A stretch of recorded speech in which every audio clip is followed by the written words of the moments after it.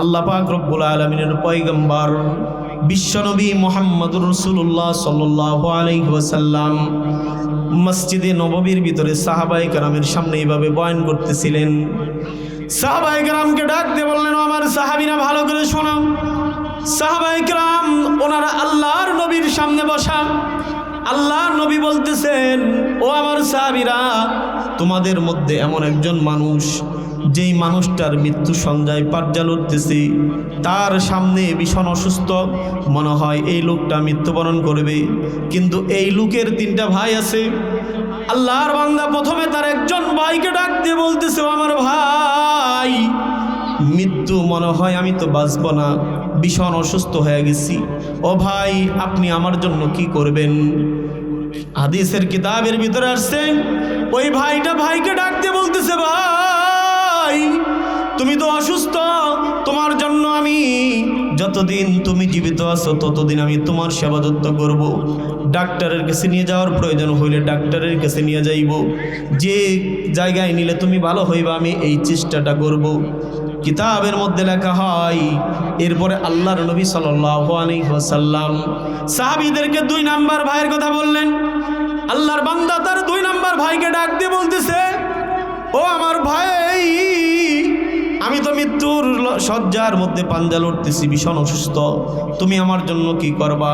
2 number ভাই বলতেছে, যতদিন তুমি জীবিত আছো ততদিন তোমার সাথেই থাকবো, কিন্তু যখন তুমি মৃত্যুবরণ করবা তোমার থেকে আমি আলাদা হয়ে যাব, পৃথক হয়ে যাব।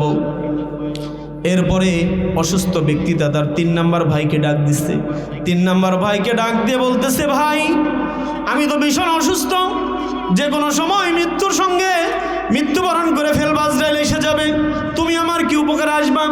3 নাম্বার ভাই ডাক দিয়ে বলতেছে, দুনিয়াতে আমি তোমার সঙ্গে ছিলাম, যখন তোমার মৃত্যু হয়ে যাবে তখন আমি তোমার সঙ্গেই তোমাকে জান্নাত পর্যন্ত পৌঁছায়া দিব। সুবহানাল্লাহ।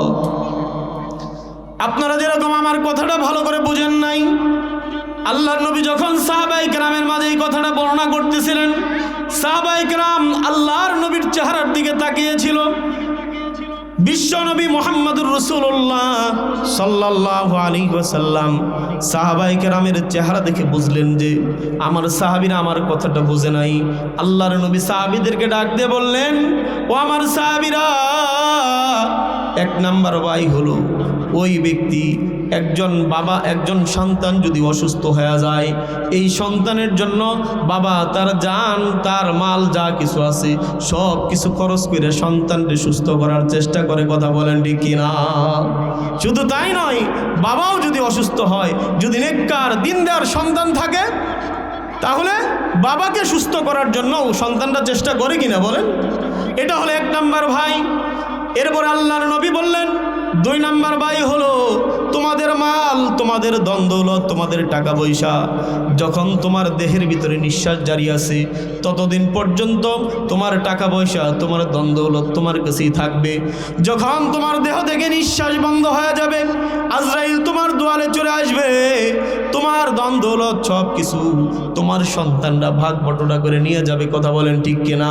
এগুলো অটোমেটিক অন্যের হাতে চলে যাবে, অন্যের দখলে চলে যাবে, তোমার দখলে কোনো কিছুই থাকবে না। এরপরে আল্লাহর নবী বললেন, ও আমার সাহাবীরা, 3 নাম্বার ভাই হলো তোমার আমার জীবনের নেক আমল।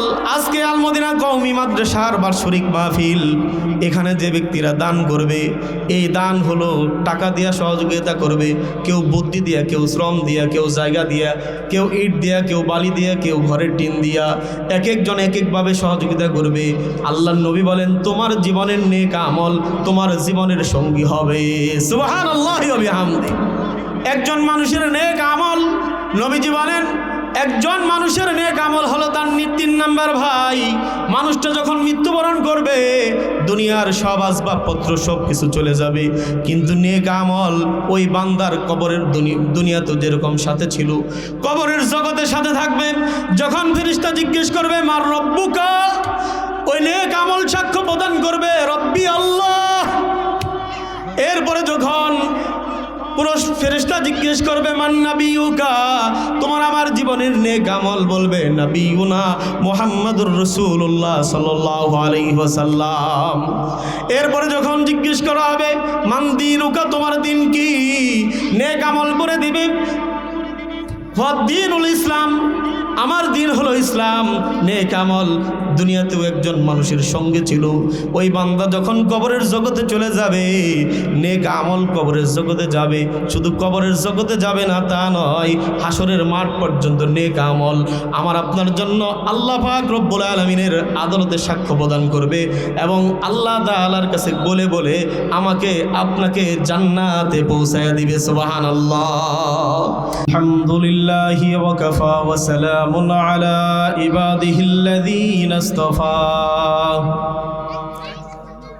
أما بعد فأعوذ بالله من الشيطان الرجيم.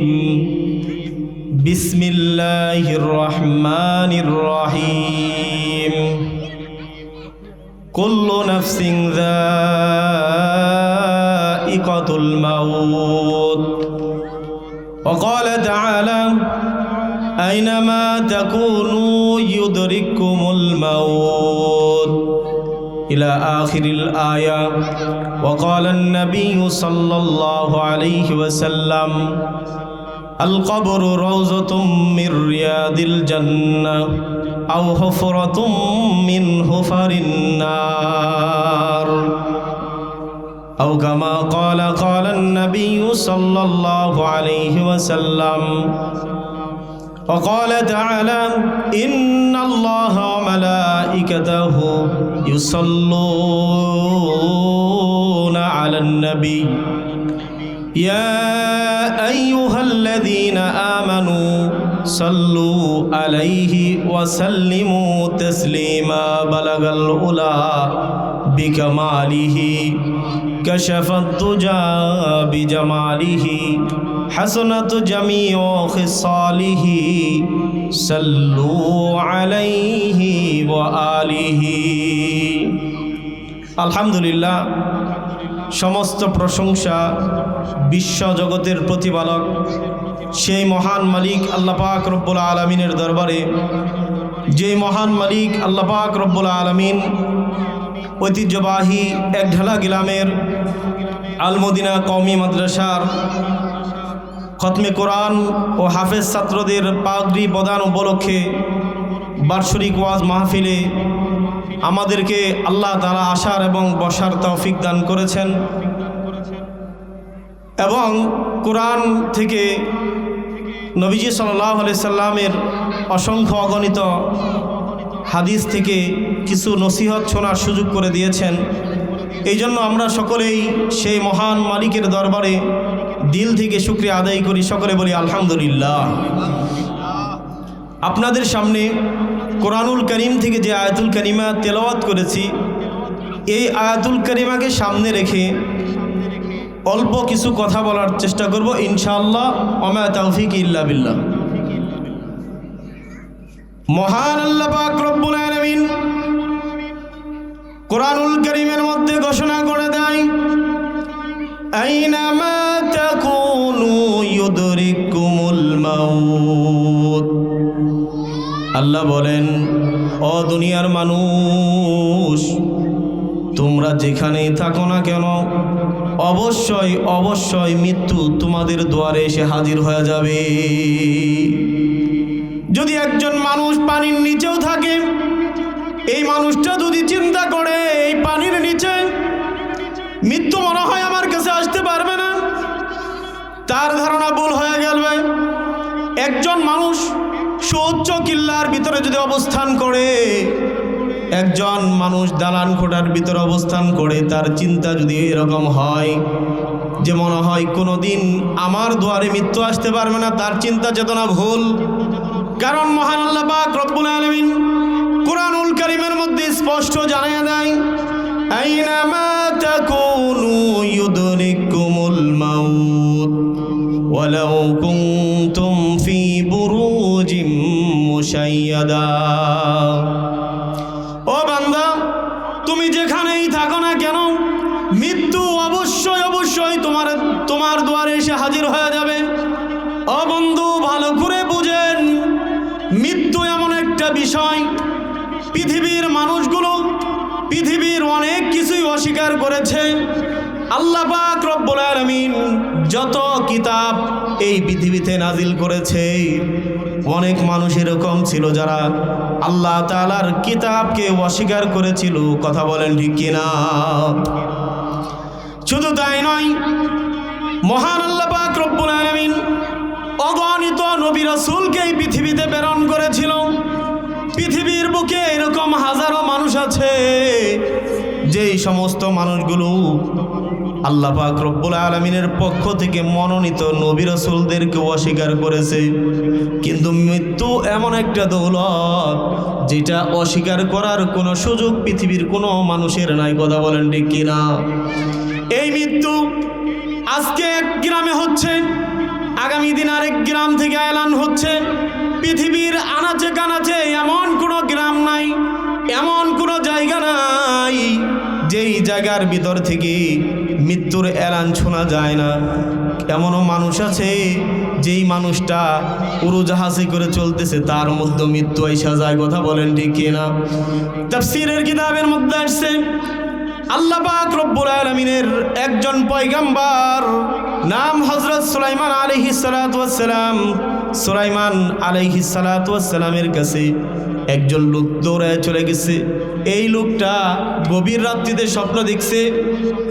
গভীর রাত্রিতে ওই লোকের বাড়িতে একজন লোক এসে গেছে, ভয়ঙ্কর আকৃতি সূরত ধারণ করে আল্লাহর বান্দাকে ডাক দিয়ে বলতেছে, ও আল্লাহর বান্দা,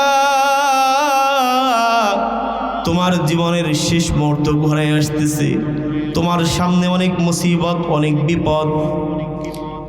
আল্লাহর বান্দা ভয় পেয়ে গেছে, পেরেশানি, চিন্তিত অবস্থায় সুলাইমান পয়গম্বরের বাড়িতে চলে গেছে। আল্লাহর নবী সুলাইমান আলাইহিস সালাতু ওয়াস সালামকে ডাক দিয়ে বলেন, ওগো আল্লাহর পয়গম্বর সুলাইমান আলাইহিস সালাতু ওয়াস সালাম, আমি গভীর রাত্রিতে এমন একটা সূরত দেখেছি, যেই সূরতটা বর্ণনা করার মতো না, খুব কঠিন মুহূর্ত। আমার কাছে একজন আইসা বলতেছে, আমার জীবনের সময় নাকি শেষ হয়ে গেছে, যে কোনো সময় আমাকে এখান থেকে চলে যাইতে হবে। আমি তার দিকে ভয় পেয়ে গেছি। ওগো পয়গম্বর সুলাইমান আলাইহিস সালাতু ওয়াস সালাম, আপনি ওই লোকটার থেকে আমাকে হেফাজতে দূরে পাঠিয়ে দেন। আল্লাহর পয়গম্বর সুলাইমান আলাইহিস সালাতু ওয়াস সালামকে আল্লাহ পাক রব্বুল আলামিন বিশাল রাজত্ব দান করেছিলেন। সুলাইমান আলাইহিস সালাতু ওয়াস সালামের রাজ সিংহাসন দুনিয়ার কোনো রাষ্ট্রপ্রধানের সিংহাসনের মতো ছিল না। আল্লাহর পয়গম্বর সুলাইমান আলাইহিস সালাতু ওয়াস সালামের রাজ সিংহাসন এরকম বাতাসের গতিতে গতিতে চলতো। সুবহানাল্লাহ। যে জায়গায় মন চাইতো সুলাইমান আলাইহিস সালাতু ওয়াস সালাম তার সিংহাসন ওই জায়গার ভিতরে দাঁড় করায় দিতেন। তাফসীরের কিতাবের মধ্যে লেখা হয়, আল্লাহর পয়গম্বর হযরত সুলাইমান আলাইহিস সালাতু ওয়াস সালাম বাতাসকে হুকুম জারি করে দিয়েছেন, বাতাস তুমি এরকম আমার উম্মতকে এমন একটা জায়গার ভিতরে পাঠিয়ে দাও, যেই জায়গার ভিতরে গেলে আমার বান্দাকে ওই লোকটা আর এরকম ভয় দেখাইতে পারবে না।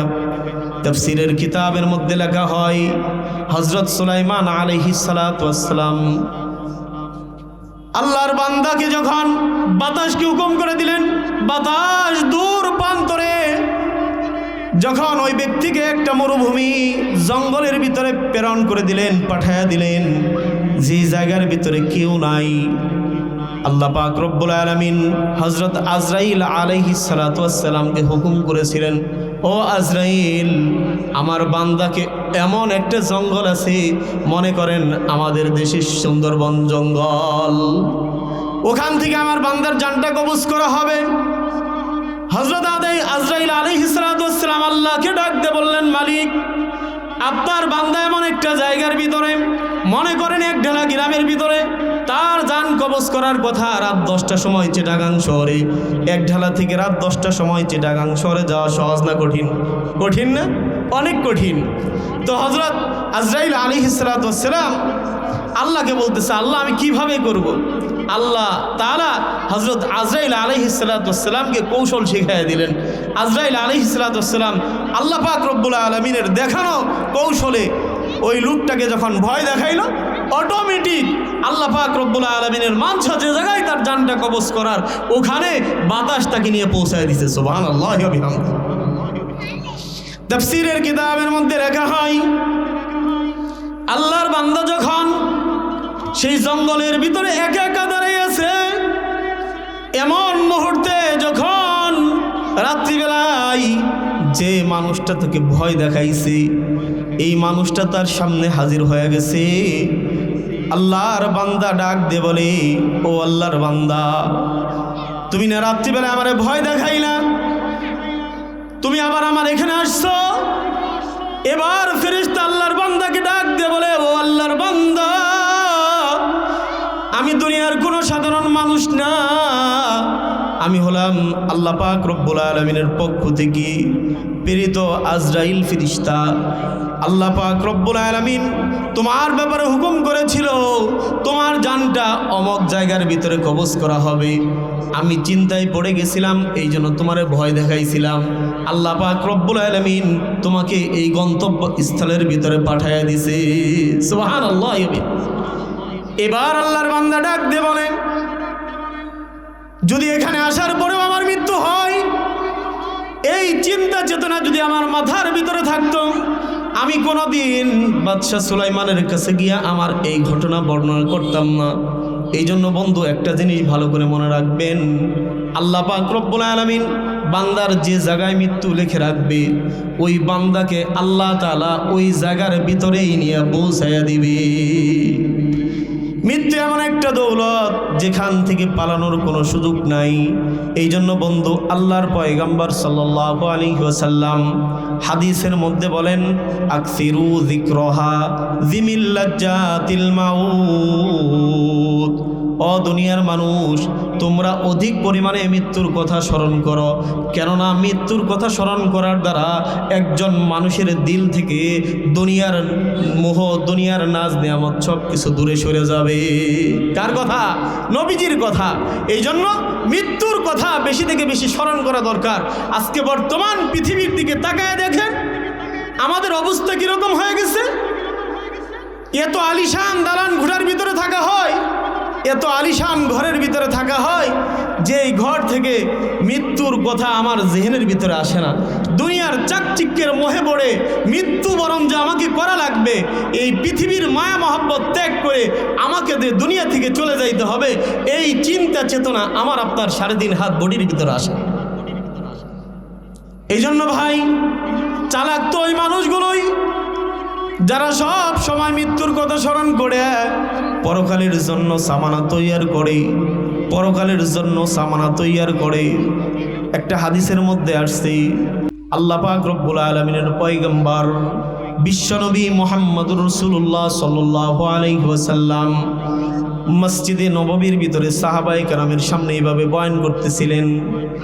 সাহাবায়ে কেরামকে ডাক দিয়ে বললেন, আমার সাহাবীরা ভালো করে শোনো। সাহাবায়ে কেরাম ওনারা আল্লাহর নবীর সামনে বসা, আল্লাহর নবী বলতেছেন, ও আমার সাহাবীরা, তোমাদের মধ্যে এমন একজন মানুষ, যেই মানুষটার মৃত্যু সঞ্জয় পাটজাল উঠতেছে, তার সামনে ভীষণ অসুস্থ, মনে হয় এই লোকটা মৃত্যুবরণ করবে। কিন্তু এই লোকের 3টা ভাই আছে। আল্লাহর বান্দা প্রথমে তার একজন ভাইকে ডাক দিয়ে বলতেছে, ও আমার ভাই, মৃত্যু মনে হয় আমি তো বাঁচব না, ভীষণ অসুস্থ হয়ে গেছি। ও ভাই, আপনি আমার জন্য কি করবেন? হাদিসের কিতাবের ভিতরে আসছেন, ওই ভাইটা ভাইকে ডাক দিয়ে বলতেছে, ভাই তুমি তো অসুস্থ, তোমার জন্য আমি যতদিন তুমি জীবিত আছো ততদিন আমি তোমার সেবা যত্ন করব। ডাক্তারের কাছে নিয়ে যাওয়ার প্রয়োজন হইলে ডাক্তারের কাছে নিয়ে যাইব, যে জায়গায় নিলে তুমি ভালো হইবা আমি এই চেষ্টাটা করব। কিতাবের মধ্যে লেখা হয়, এরপরে আল্লাহর নবী সাল্লাল্লাহু আলাইহি ওয়াসাল্লাম সাহাবীদেরকে 2 নাম্বার ভাইয়ের কথা বললেন। আল্লাহর বান্দা তার 2 নাম্বার ভাইকে ডাক দিয়ে বলতেছে, ও আমার ভাই, আমি তো মৃত্যুর শয্যার মধ্যে পাঞ্জা লড়তেছি, ভীষণ অসুস্থ, তুমি আমার জন্য কি করবা?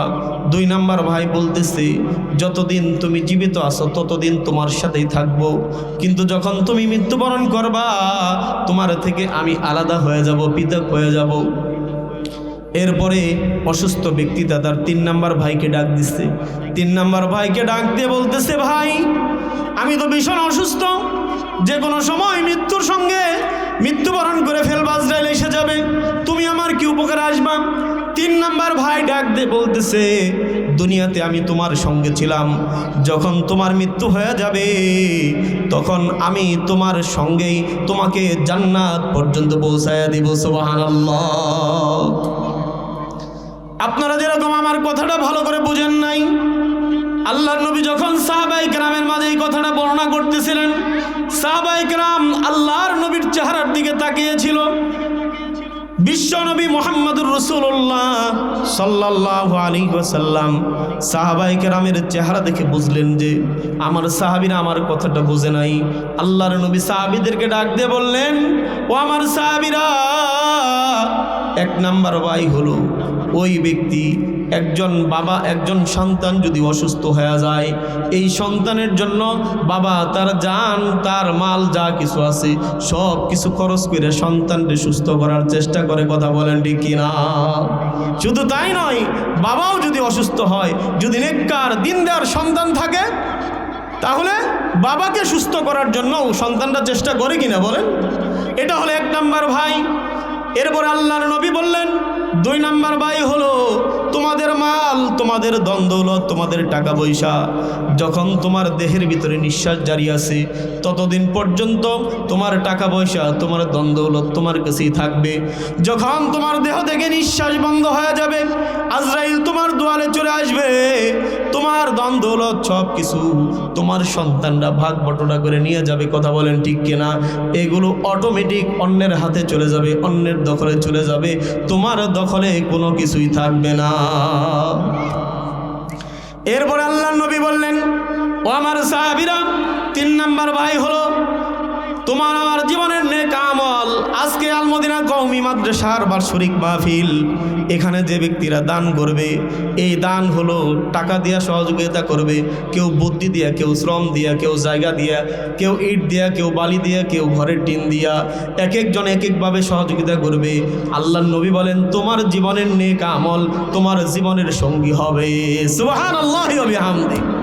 একজন মানুষের নেক আমল, নবীজি বলেন একজন মানুষের নেক আমল হলো তার 3 নাম্বার ভাই। মানুষটা যখন মৃত্যুবরণ করবে দুনিয়ার সব আসবাবপত্র সব কিছু চলে যাবে, কিন্তু নেক আমল ওই বান্দার কবরের দুনিয়া তো যেরকম সাথে ছিল, কবরের জগতে সাথে থাকবে। যখন ফেরেশতা জিজ্ঞেস করবে মার রব্বুকা, ওই নেক আমল সাক্ষ্য প্রদান করবে রব্বি আল্লাহ। এরপরে যখন পুরুষ ফেরেশতা জিজ্ঞেস করবে মান নাবিয়ুকা, তোমার আমার জীবনের নেক আমল বলবে নাবিয়ুনা মুহাম্মাদুর রাসূলুল্লাহ সাল্লাল্লাহু আলাইহি ওয়াসাল্লাম। এরপরে যখন জিজ্ঞেস করা হবে মান দীনুকা, তোমার দিন কি, নেক আমল করে দিবে দ্বীনুল ইসলাম, আমার দিন হলো ইসলাম। নেক আমল দুনিয়াতেও একজন মানুষের সঙ্গে ছিল, ওই বান্দা যখন কবরের জগতে চলে যাবে নেক আমল কবরের জগতে যাবে। শুধু কবরের জগতে যাবে না তা নয়, হাসরের মাঠ পর্যন্ত নেক আমল আমার আপনার জন্য আল্লাহ পাক রব্বুল আলামিনের আদালতে সাক্ষ্য প্রদান করবে এবং আল্লাহ তাআলার কাছে বলে বলে আমাকে আপনাকে জান্নাতে পৌঁছায়া দিবে। সুবহানাল্লাহ। এই জন্য বন্ধু মুসলমান কবি বলেন, আমল সে জিंदगी बनता है জান্নাত বি জাহান্নাম হোতা হে। আমলের দ্বারা দুনিয়ার বুক থেকে কোনো মানুষ জান্নাত কামায় নিবে, আবার আমলের দ্বারা দুনিয়ার বুক থেকে কোনো মানুষ জাহান্নাম কামায় নেবে।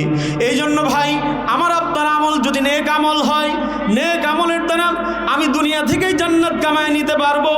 আর আমার আমল যদি খারাপ আমল হয়, বদ আমল হয়, গুনার আমল হয়, এই বদ আমলের কারণে আমি দুনিয়া দুনিয়া থেকে জাহান্নামের দিকে যাইব। এটা বোঝার জন্য রব্বুল আলামিন প্রত্যেকটা মানুষের 3.5 হাত বডির ভিতরে একটা আকল দান করছে, মেমোরি দান করেছে। এই মেমোরি খাটায় যদি আমি আপনি চিন্তা চেতনা করি, চিন্তা ভাবনা করি, কোন কাজ করলে নেক আমল হবে আর কোন কাজ করলে গুনার কাজ হবে, যদি এটা চিন্তা করতে পারি, অটোমেটিক এটাই আমার আপনার জন্য, হেদায়েতের জন্য যথেষ্ট হয়ে যাবে। কথা বলেন ঠিক কিনা? এই জন্য কবি বলেন, দর জওয়ানি তওবা করদান শিওয়ায়ে পয়গম্বরি, ওক্তে পীরি গুরগে জালেম মিশাওয়াদ পরহেজগারি। আল্লাহ পাক রব্বুল আলামিন যত নবী রাসূল এই পৃথিবীতে প্রেরণ করেছেন, সমস্ত নবী রাসূল যৌবন বয়স থেকেই আল্লাহ তাআলার কাছে খাঁটি দিলে তওবা করেছে। কিন্তু আমার আপনার অভ্যাস হলো ওক্তে পীরি গুরগে জালেম মিশাওয়াদ পরহেজগারি।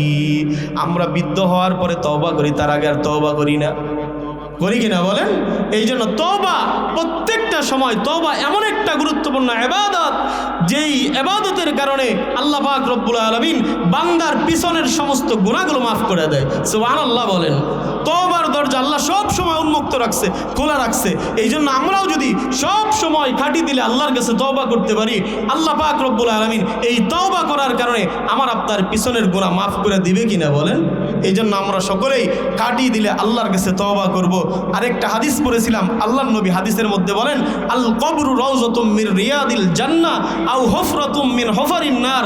কবরটা কোনো কোনো মানুষের জন্য জান্নাতের গর্ত থেকে একটা গর্ত হবে, আবার কবরটা কোনো কোনো মানুষের জন্য জাহান্নামের গর্ত থেকে একটা গর্ত হবে। ও বন্ধু, যার আমল ভালো হবে তার কবরটা জান্নাতের গর্ত থেকে একটা গর্ত হবে, যার আমল খারাপ হবে, তার নসিব খারাপ হবে, তার কবরটা জাহান্নামের গর্ত থেকে একটা গর্ত হবে। আল্লাহ পাক রব্বুল আলামিন আমাদের সকলকেই বেশি থেকে বেশি নেক আমল করে দুনিয়া থেকে জান্নাতের, আমাদের কবরটা যেন জান্নাতের গর্ত থেকে একটা গর্ত হয়। আল্লাহ এই তৌফিক দান করুক। দুনিয়া থেকে বেশি নেক আমল করে কবরের জগতে যাওয়ার তৌফিক দান করুক। সকলে বলি আমিন। ওয়া আখির দাওয়ানা আনিল হামদুলিল্লাহি রাব্বিল আলামিন। আসসালামু আলাইকুম ওয়া রাহমাতুল্লাহি ওয়া বারাকাতুহু।